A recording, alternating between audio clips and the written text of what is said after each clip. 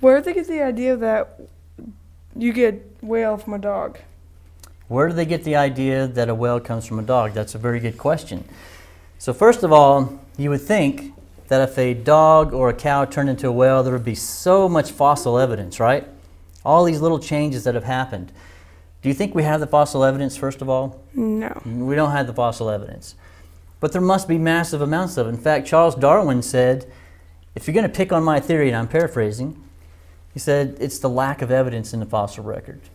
I've got this idea about everything coming from a common ancestor, but when we go look at the fossil record, he says we don't see it. We don't see all these changes in between.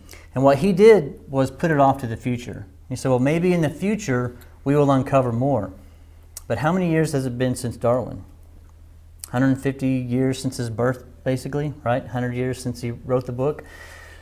Well, in that time, we have now amassed over 200 million fossil specimens in museums around the world.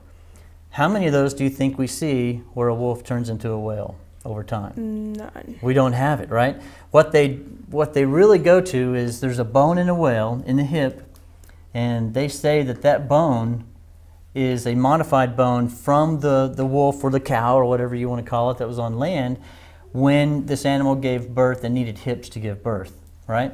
Right. So that's really the only thing they're going by. But could I find another use for that hip bone?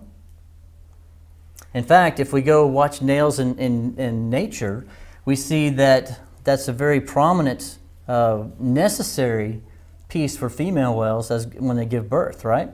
It's not for supporting legs on land at all, but we can see what it's used for today. So that's a very good question, and the overall answer is, again, 10 years, I got nothing for you.